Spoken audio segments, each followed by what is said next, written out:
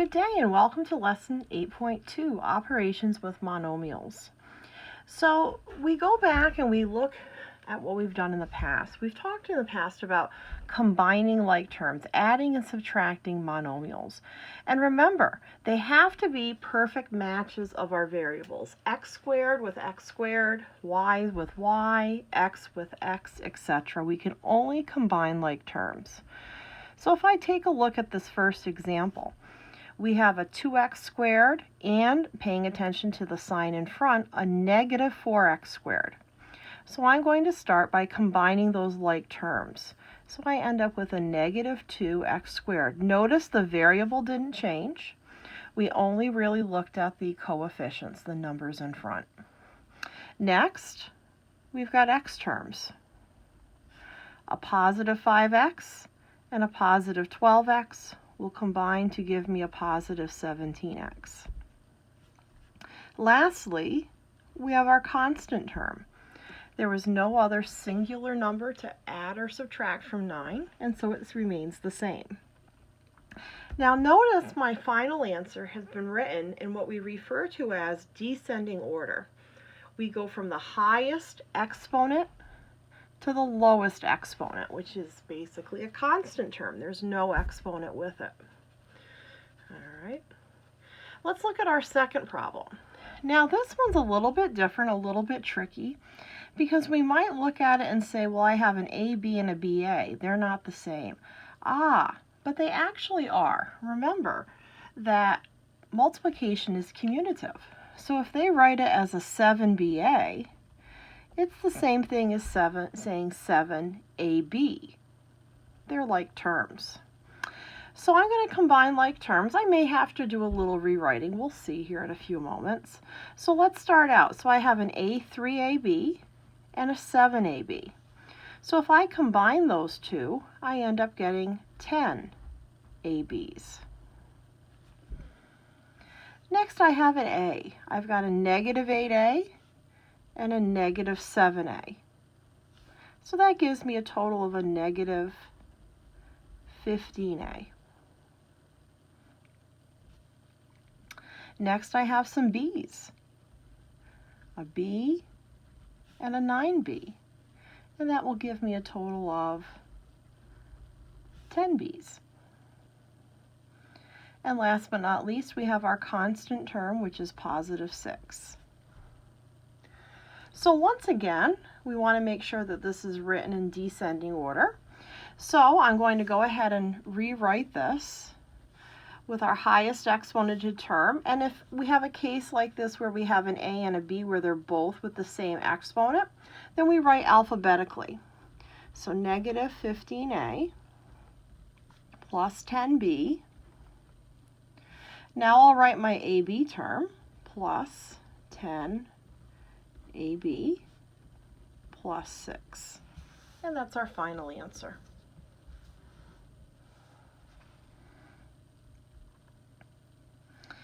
All right, let's see what we've got here. Again, in our third example, we've got a couple tricky ones. We have an XY, we have a YX, remember? They're the same thing. Multiplication is commutative. But when it comes to exponents, remember, it's got to be a perfect match. So an x squared y can only combine with an x squared y. A y squared x can only combine with a y squared x. Let's see here, this last term, I can think of this as an x squared y as well. So let's see if we can combine like terms, and like I said, then if we need to readjust and rewrite, we will.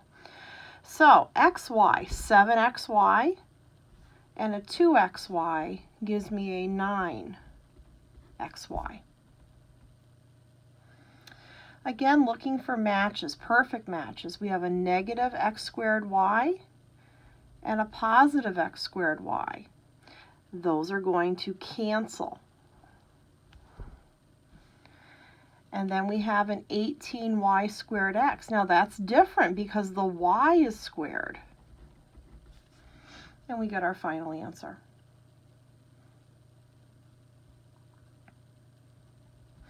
All right, so let's look at some of our rules for monomials. How do we multiply monomials together? Well, it really goes into the exponents. We have to make sure that when we multiply, if the bases are the same, then we're going to add the exponents. The coefficients, the numbers in front, they get multiplied. So when multiplying a monomial by a monomial, we multiply the coefficients,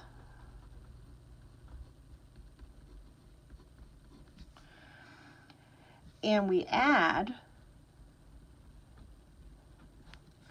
exponents on the variables. But again, they have to be the same variable, x with x, y with y, etc. So if I were doing this problem, we would multiply the 4 and the negative 6 to give me a negative 24. We would then multiply the x squared and the x cubed. Now, because the bases are the same and we're multiplying, we add the exponents. So we would have x to the 5th. Our next problem, again, we multiply 5 and 7. That gives me 35. Then we multiply a cubed and a to the 7th. Bases are the same. We're multiplying, so we add the exponents together. So we end up with 35 a to the 10th. All right, same thing here. This time, though, we just have a little bit more to work with. Negative 2 times 13 is negative 26. Now remember, x is the same thing as x to the first. So x to the first times x to the first gives me x squared. Y to the 4th times y, remember that's like saying y to the first. So x to the 4th times y, y to the 4th times y gives me y to the 5th. And last but not least, 15 times negative 2 is negative 30. K to the 6th times k cubed is k to the 9th.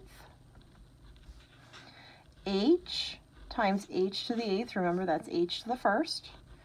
We get h to the 9th.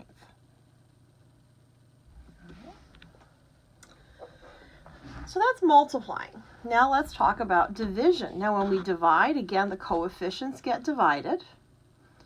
But what happens is with the exponents, we subtract. And when we want to subtract, it's always the top minus the bottom. The top minus the bottom. So when dividing a monomial by a monomial, we divide the coefficients.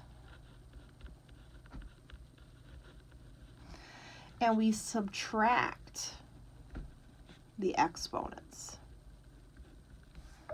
And remember, it's top minus bottom. So let's see what we have. So essentially, I'm breaking this up into two parts. We're doing 20 over 4, the coefficient part, and we're doing the variable part, x to the 5th over x cubed. So let's go ahead and do that. So we do the division. 20 divided by 4 is 5. That part is like we've done in the past. But where it's different is with our variables. And again, it's the top variable, exponent, minus the bottom. Always top minus bottom. So we keep the x, but we subtract. Top minus bottom. 5 minus 3 gives me 2. So my answer is 5x squared. All right, let's do another example. So again, you might want to think of it in terms of two parts. So I've got 16 over the negative 8. There's the coefficient part. We've got an a portion, a to the 6th, over, and you can think of that as a to the 1st. And then we have the b's, b cubed over b, or b to the 1st. So I really have three pieces I have to work with. 16 over 8, negative 8, is negative 2. Regular division. Now remember, When we deal with our a's, it's the top exponent minus the bottom exponent. So it remains an a. 6 minus 1 is 5. Now I'll do my b's. Again, 3 minus 1. So b and 3 minus 1 is 2. So my final answer is negative 2, a to the 5th, b squared. Let's look at number 10. So again, we really have our three parts. 100 over 25, here's one part. D, which is essentially d to the first, over d to the first. And f to the 7th over f squared. All right, so let's see what we've got. 100 over 25 is 4. Now, this one's an interesting one. I'll write it down. D to the first over d to the first. 1 minus 1 is 0. We'll talk about that here in a moment. F to the 7th over f squared. Keep the f, subtract. 7 minus 2 is 5. Now, here's where it gets interesting. D to the 0. D to the 0 is 1. Think about that. What's d over d? D over d. What's 2 over 2? What's 7 over 7? Any number over itself is equal to 1. So likewise, d, a variable over itself, is also equal to 1. So we end up with 4 times 1 is 4, f to the 5th. And let's look at our last example. Negative 54 over 9. X to the 4th over x cubed. Y to the 1st over y to the 1st. So again, we'll start by dividing. Negative 54 divided by 9 is negative 6. X to the 4th over x cubed, subtract those exponents, we get x to the 1st or x.